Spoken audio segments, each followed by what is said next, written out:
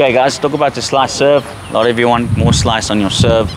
I'm going to give you, I think it's 3, max 4 tips. Do this. I know your slice will be better. Or even huge, okay?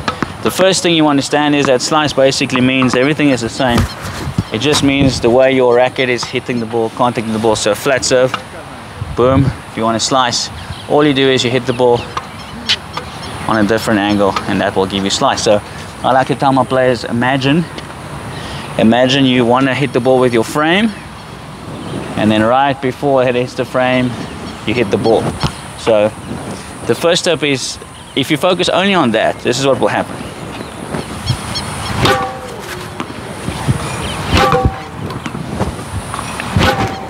So that's a great warm-up. It's a lot of slice you're getting, but obviously you're noticing it's pulling a lot to the left, it's going out, but you heard the slice on it.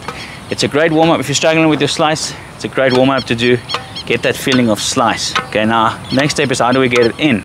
Okay, so you have the feeling of the slice. And now there's many ways to try and get it in.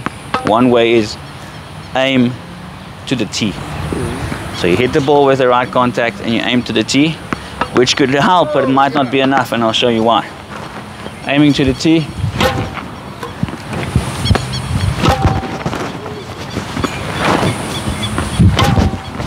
Okay, so I'm aiming to the tee, but the serve is still limited.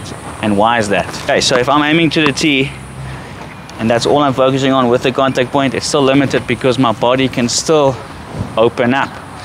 So what you want to do is you want to aim to the tee with that extreme slice. And there's many ways to think of this. I like to try and stay sideways, keep my head still. One massive idea that works for everyone that I've coached is bring your left arm in. So you're going for that slice. When you release, tuck the left arm in.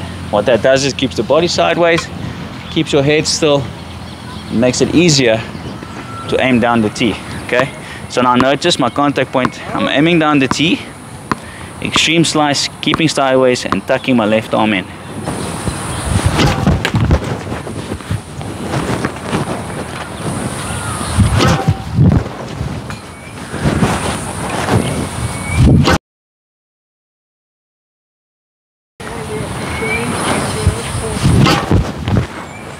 I just had ball curling to the middle. There we go. So now you can see the serve is going in, and it is actually going to the tee, which is a great start because now you're cutting the ball in and it's curling into the person's body wherever you're playing. Okay, so now obviously you can't be aiming for the tee all the time because the slice is there to pull the opponent out. Okay, once you get that feeling though, it's time to move on, and now we're going to actually start aiming more across to get the ball to pull out. But that same feeling of tucking the left arm in, let the racket do the work, the slice. You stay sideways, don't even have to look at what's going on, because the racket, the contact point, the slice motion will do the work. Okay, so it should end up like this. There we go, starting to curl out. Focusing on that contact point. Nice, staying sideways. I don't have to see what's going on, just cut it. Oh. All right, 2 meters in from the backside fence. I'm very happy with that last one. Now in terms of ball toss, quick little tip, extra tip. The more your ball toss goes to the left on the slice, the harder it is it's going to be to slice. Aim for, if there was a clock, number 12 or 1 on the clock is ideal. If you go more than that, you might be giving away to the opponent that you're slicing. On 12 and 1, they're unsure if you're slicing or going flat. Guys, that will help your slice serve immediately. There's some warm-up drills, there's some tips where to aim in the beginning. Most important thing is the contact point needs to be on the side when you slice. From there on, you start changing your body, where you're aiming and what you're thinking about. Grab my ebook, link in the description, it will help you, helping a lot of people subscribe.